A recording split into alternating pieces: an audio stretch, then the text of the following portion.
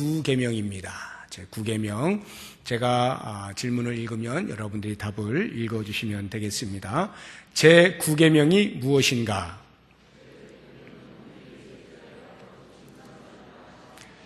제9계명이 요구하는 것은 무엇인가?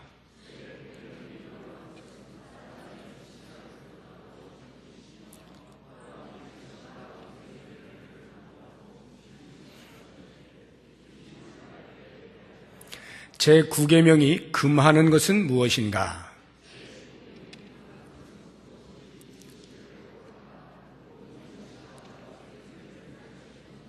네. 자, 9계명이 뭐라고요? 내 이웃에 대하여 거짓 증거하지 말라. 거짓 증거하지 말라. 6계명이 뭐였죠? 살인하지 말라. 이것은 이웃의 생명과 관련되어진 계명입니다. 7계명은요? 간음하지 말라. 그것은 이웃의 정조와 관련되어진 계명이고요. 8계명은 도둑질하지 말라였죠. 이웃의 재물에 관련되어진 계명입니다. 오늘 9계명은 이웃에 대하여 거짓 증거하지 말라. 즉 이웃의 명예에 관한 계명입니다. 이 명예에 대한 것. 자, 그러면 1번에 9계명이 9번째 계명이 왜 중요한가 하는 부분에 있어서 언약 때문에 그렇습니다. 언약이라고 하는 개념, 이제 앞으로 설명을 할 텐데요. 이 언약의 신실성이라고 하는 차원에서 9계명은 매우 중요한 위치를 차지합니다. 우리가 살고 있는 이 땅, 자연을 보십시오. 그리고 동물 세계를 보세요. 이러한 자연이나 동물 세계에는 서로 속고 속이고 하는 일이 없어요.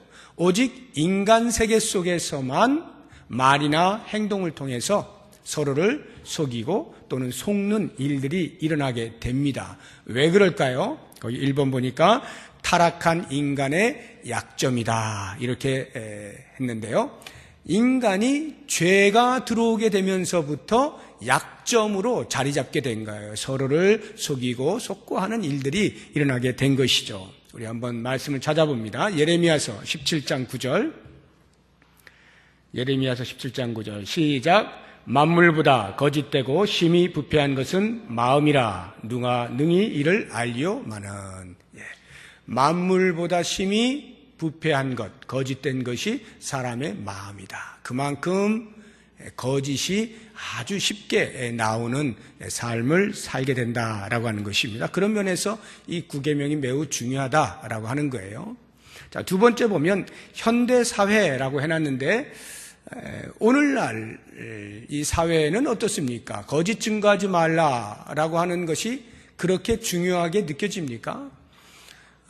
지금 우리나라만 보아도 한번 생각해 보세요. 우리나라가 지금 청문회를 계속 하고 있죠. 지겨울 정도로 많이 하고 있습니다. 특검도 하고 있죠. 헌재도 하고 있죠. 여러 방면으로 지금 정치계에서 증인들을 불러다가 계속 질문 공세를 퍼붓고 있습니다. 그런데 어떻던가요? 증인으로 나온 사람들의 증언이 그리 신실하지가 못하죠. 위증을 많이 하는 것입니다. 어느 정도로 많이 하느냐 하면 객관적 물증이 드러나서 더 이상 할 말이 없게 될 때까지는 끝없이 위증을 일삼는 겁니다. 그래서 많은 사람들이 위증죄가 너무나 그 처벌이 약하기 때문에 이런 것 아니냐. 만약 위증죄를 사형에 해당한다고 할 것 같으면 감히 위증을 할 수가 있을까라고 농담 삼아 이야기를 할 만큼 오늘날 이 현대사회는 이 9계명이 그렇게 중요한 것 같지 않아요. 아주 우습게 넘어가는 겁니다. 처벌 받아봐야 뭐 솜방망이 처벌 정도 받는 것. 그래서 거짓말을 밥 먹듯이 할 수가 있게 된다는 거죠. 그런데 고대 사회, 특히 이 10계명이 주어진 유대 사회를 보면요, 그렇지가 않습니다. 이 유대 사회는 세 번째인데요, 이건 목숨이 달린 문제예요. 목숨이 달린 문제. 우리 한번 말씀을 찾아보고 또 얘기를 나눠보겠습니다. 창세기 15장 17절 18절 두 절인데요. 같이 읽어봅니다. 해가 져서 어두울 때에 연기나는 화로가 보이며 타는 횃불이 쪼갠 고기 사이로 지나더라. 그날에 여호와께서 아브라함과 더불어 언약을 세워 이르시되 내가 이 땅을 애굽강에서부터 그 큰 강 유브라데까지 내 자손에게 주노니. 하나님께서 아브라함에게 나타나셔서 언약을 주시는데요. 그 언약을 세우실 때 방법이 뭐냐 하면 고기를 둘로 쪼개서 양쪽으로 마주보게 합니다. 그리고는 이 언약의 당사자들인 하나님과 아브라함이 그 사이를 함께 걸어가면서 만약에 이 언약을 어기게 되면 양옆에 놓여져 있는 쪼개진 고기처럼 우리의 목숨은 끝난 것이다 라고 목숨을 내놓고 언약을 세우는 겁니다. 그런데 이 장면에 보면은 아브라함과 하나님이 함께 가는 것이 아니라 그 쪼갠 고기 사이로 횃불이 지나갑니다. 횃불은 하나님을 상징하는 거예요. 하나님 혼자 걸어가셔요. 아브라함은 그 당시에 졸고 있습니다. 왜 그럴까요? 함께 가야 하는데 아브라함이 존 것이 아니라 아브라함이 졸고 있을 때 하나님께서 홀로 지나가시는 거예요. 이유는 그렇게 함께 걸어갔을 때 아브라함이 지킬 수 없다는 것을 하나님께서 아셨기 때문에 이 기독교의 언약이라고 하는 것은 철저하게 쌍방간이면서도 하나님이 단독적으로 수행하시는 언약이다라고 하는 특성을 가지고 있습니다. 중요한 건 이거예요. 그렇게 쪼갠 고기 사이로 지나가시면서 하나님께서 당신이 만약 언약을 어긴다면 나 죽여라. 쉽게 이야기하면 이런 말이에요. 비록 함께 걷지는 아니했지만 아브라함도 그걸 알고 있어야 하는 것입니다. 이 언약을 어기면 나는 이 쪼갠 고기처럼 죽는 거구나 라는 것을 아는 거예요. 이것은 모든 유대 사회의 사람들이 다 인식하고 있는 것입니다.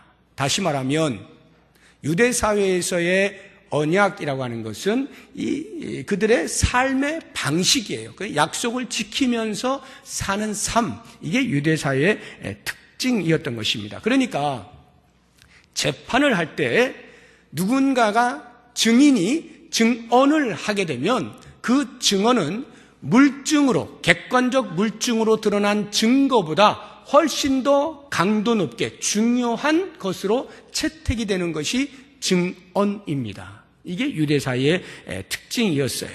그래서 한마디로 유대인은 증언의 민족이다라고 해도 과언이 아닌 것이죠. 그런데요, 여러분들이 한번 전 세계의 나라들을 잘 살펴보세요. 사회가 고등하고 순수할수록 말에 힘이 있습니다. 말에 힘이 있어요. 객관적 물증이라고 하는 것보다도 오히려 증언이 더 힘이 있어요. 그런데 사회가 그렇게 발달되지 아니한 나라들을 보면요, 그렇지 못해요. 반드시 객관적 물증이 있어야만 증거로 채택이 됩니다. 왜 그럴까요? 그만큼 사람들이 신실하지 않다 이 말이에요.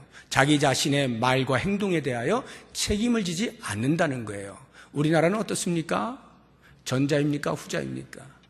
제가 보기에는 후자 쪽에 가깝지 않을까 하는 생각이 들어요. 그래서 우리 예를 들어서 대출 하나를 받으려고 해도 상당히 복잡합니다. 서류가 수십 장입니다. 도장 찍어야 되는 곳이 한두 군데가 아니고요. 그것도 모자라서 보증인도 세워야 하는 것이고요. 복잡합니다. 왜? 안 지킬 것에 대비해서 은행은 언제나 불이익을 당하면 안 되니까 그 모든 절차를 완벽하게 법적으로 해두는 겁니다. 그래서 나중에 문제가 생길 때 그것을 내밀어서 법적으로 자기들이 찾을 수 있는 돈을 찾겠다, 이런 뜻이죠. 말의 신실성이 있다면 그렇게까지 서류가 많지 않아도 될 것이라는 생각이 듭니다. 그런데 우리는 이미 앞서 본 것처럼 우리의 마음이 만물보다 거짓되고 부패한 거로 그리 쉽지가 않아요. 그래서 장치들을 마련해 두고 있는 것입니다. 그렇게 볼 때 이 유대 사회에서의 증언이라고 하는 것이 얼마나 중요한가라고 하는 것, 이것이 구계명. 그러니까 유대인들에게 있어서 나아가서 전 인류가 십계명을 통하여서 이렇게 살아야 한다라고 하는 기준을 제시하실 때 이 9번째 계명으로 이웃에 대하여 거짓 증거하지 말라는 말씀을 주실 만큼 이 9계명은 매우 중요한 것이다 라고 하는 것을 알 수가 있습니다. 자, 두 번째 보시죠. 왜 사람 간 진실을 왜곡시키는 것 대신에 그것을 보존하고 증진시켜야 하는가? 진실을 보존하고 증진시켜야 돼요. 하지 말아야 될 것은 왜곡하는 거예요. 진실을 왜곡시키는 것 하지 말아야 됩니다. 그거 말고 진실을 보존하고 증진시켜야 되는데 왜 그런가? 세 가지로 살펴봅니다. 첫 번째가 성도는 하나님의 성품을 닮아가는 존재이기 때문에 그렇습니다. 성도는 하나님의 성품을 닮아가는 존재예요. 하나님의 성품이 뭡니까? 많이 있죠. 그 가운데 이것과 관련되어진 성품을 말하라고 한다면 진실성이라고 할 수 있겠죠. 하나님은 진실하십니다.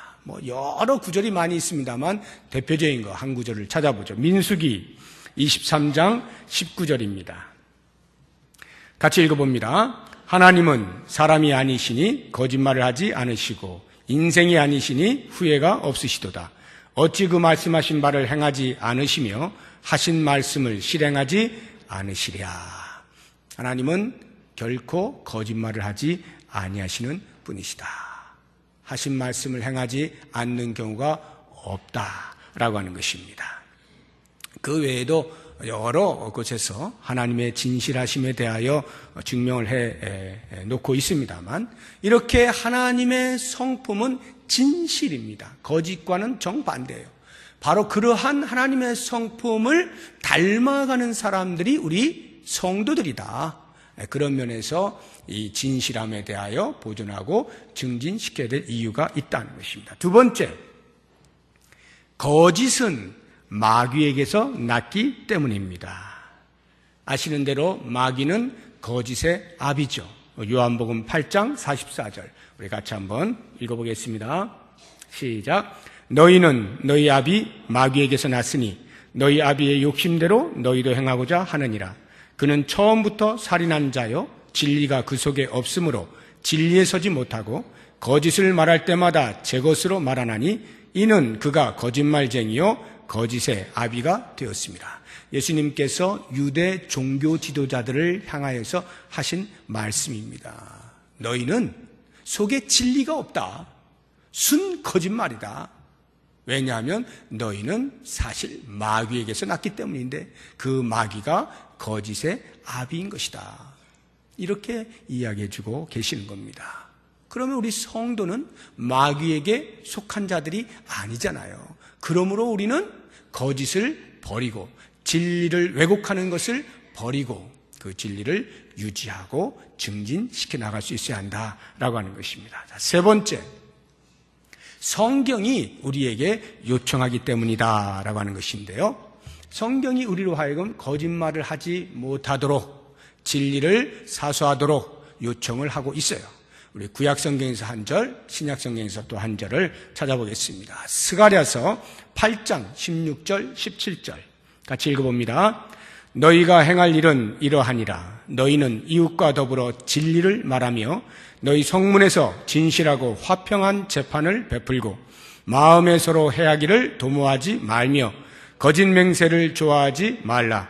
이 모든 일은 내가 미워하는 것이니라. 여호와의 말이니라. 하나님께서 이 스가랴 선지자를 통하여서 그 당시에 바벨론에서 돌아와서 회복을 해야 하는 이스라엘 백성들을 향해서 너희가 가장 먼저 해야 될 일은 제단을 쌓고 제사를 드리고 하는 어떤 종교적 행위를 하는 것이 아니라 그보다 앞서서 언약의 신실한 자들로서의 삶, 그 삶을 살아내는 것이다.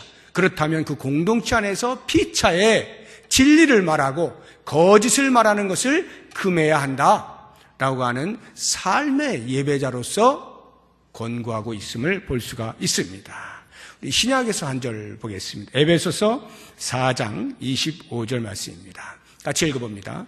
그런즉 거짓을 버리고 각각 그 이웃과 더불어 참된 것을 말하라. 이는 우리가 서로 지체가 됨이라. 그리스도 안에서 한 지체가 된 이 공동체 안에서 거짓을 버리는 것입니다. 서로에 대하여 참된 것을 말하도록 애를 쓰는 거예요. 이것이 성도고 예수 공동체 안에 있는 사람의 특성이다라고 하는 것입니다. 자, 그러면 이제 세 번째로, 어떻게 하면 우리 자신과 이웃의 명예를 손상시키지 않고 대신에 그것을 보존하고 증진시킬 수 있겠는가?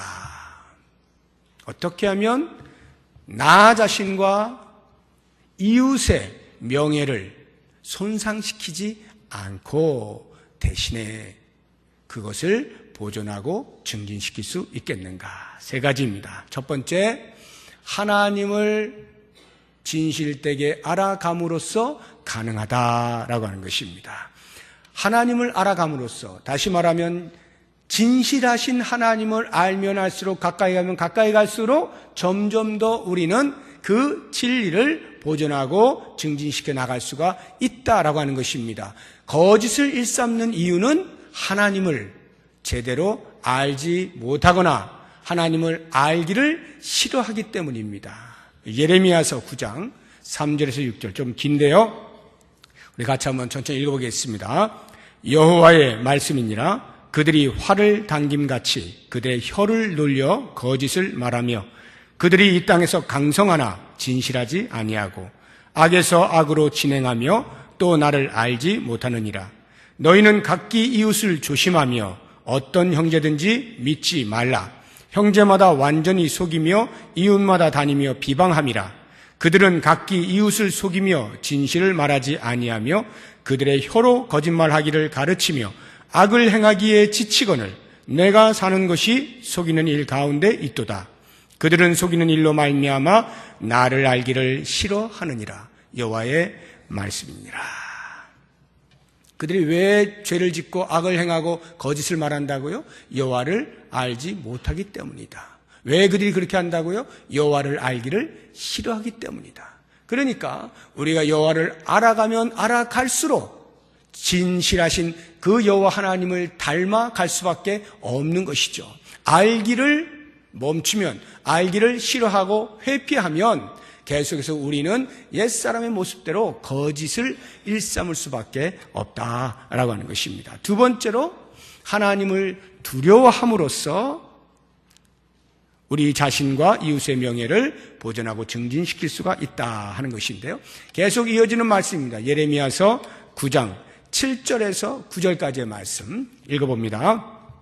그러므로 만군의 여호와께서 이와 같이 말씀하시되, 보라, 내가 내 딸 백성을 어떻게 처치할꼬. 그들을 녹이고 연단하리라. 그들의 혀는 죽이는 화살이라. 거짓을 말하며 입으로는 그 이웃에게 평화를 말하나 마음으로는 해를 꾸미는도다. 내가 이 일들로 말미암아 그들에게 벌하지 아니하겠으며 내 마음이 이런 나라에 보복하지 않겠느냐. 여호와의 말씀이니라. 맨 뒤에 보시면 내가 이 일들로 말미암아 그들에게 벌하지 아니하겠느냐, 이 뜻이에요. 벌하지 아니하겠느냐, 그리고 내 마음이 이런 나라에 보복하지 아니하겠느냐. 반드시 그렇게 하신다는 것이죠. 사람들이 겉으로는 평화를 말해요. 평화를 말하는데 이 속에서는 이미 악독이 가득해서 해를 꾸미고 있어요. 이런 거짓말들에 대해서 하나님은 다 아신다는 거예요. 속 사람을 아시기 때문에, 우리의 중심을 아시기 때문에 아무리 겉으로는 아닌 척하고 좋은 말을 해도 속으로 해를 꾸미고 있다면 그것은 곧 하나님의 징벌을 면치 못하게 된다. 이런 하나님의 징벌에 대한 두려움을 가지고 있을 때에 우리는 진실을 추구할 수가 있게 된다라고 하는 것입니다. 세 번째, 거짓말하는 자들의 말로를 알므로써 그렇게 할 수가 있다라고 하는 것인데요, 거짓말하게 되면 어떻게 될까요?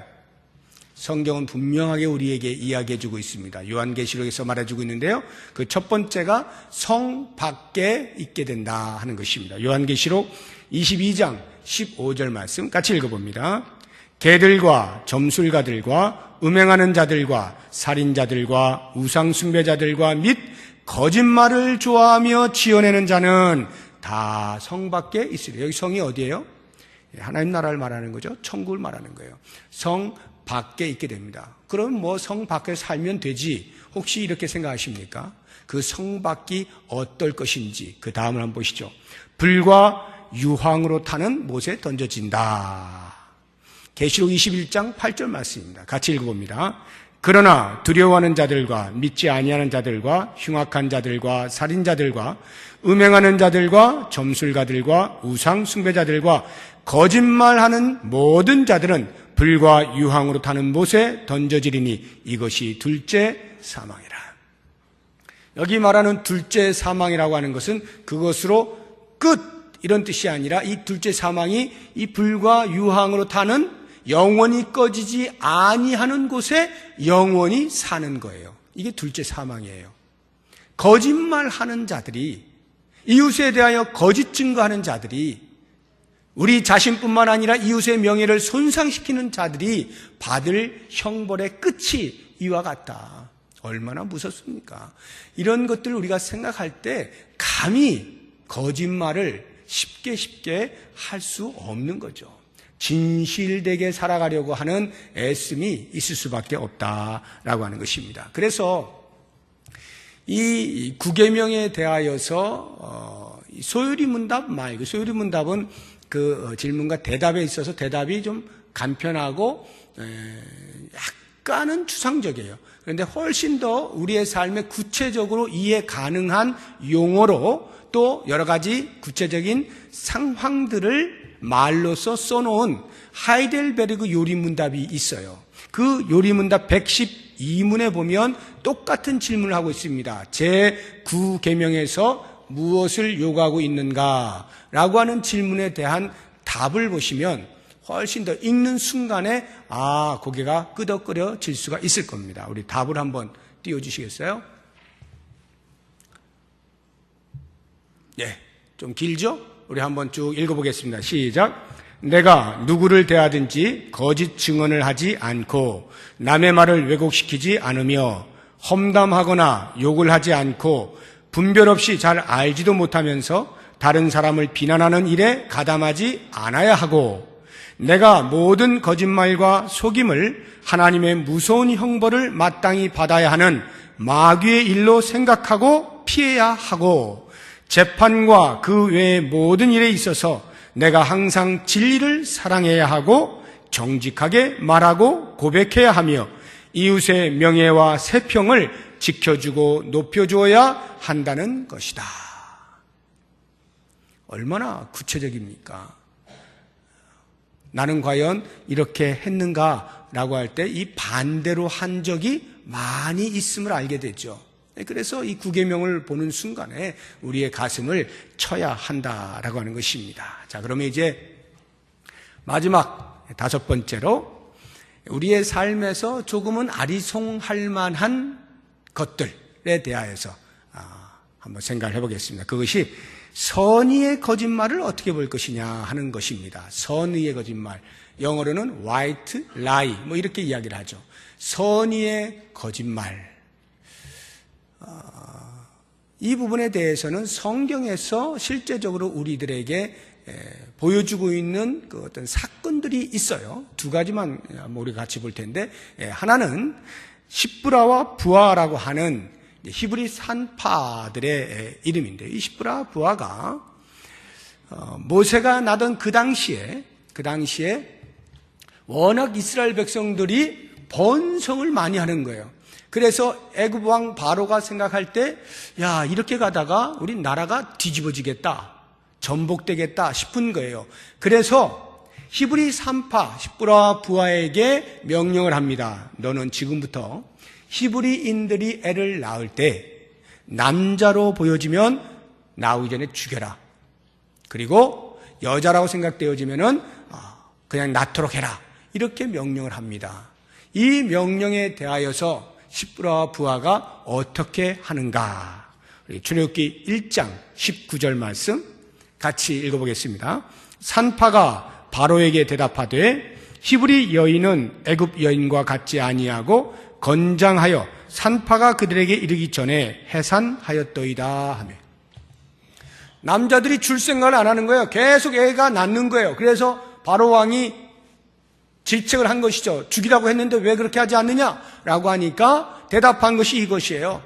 히브리 여인들은 너무나 건강해가지고 제가 가기 전에 벌써 나아버렸습니다. 그러니 어떡합니까? 낳은 것을.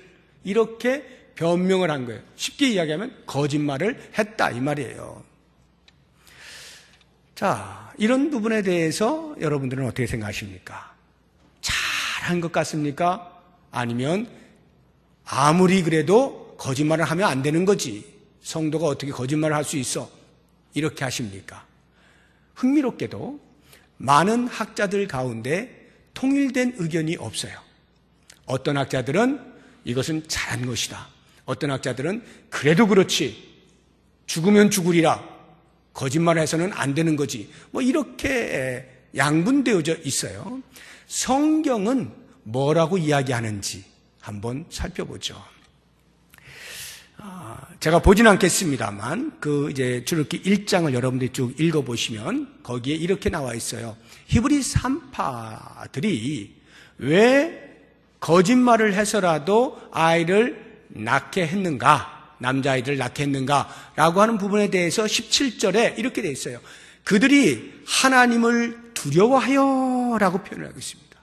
하나님을 두려워하여, 그 다음 말이 뭐예요? 거짓말했다, 이렇게 되는 거죠. 하나님을 두려워해서 거짓말을 했다. 21절에 보면 하나님을 경외하였으므로 그들을 그렇게 지칭해 놨어요.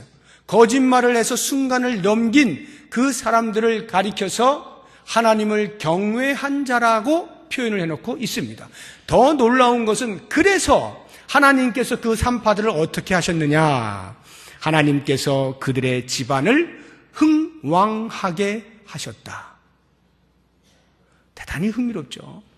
거짓말을 한 산파들인데 하나님께서는 그들을 당신을 경외하는 자로 인정해 주시면서 그 집안을 흥왕하게 해 주셨다라고 하는 것입니다. 이쯤 되면 이런 거짓말은 밥 먹듯이 해야 되겠죠?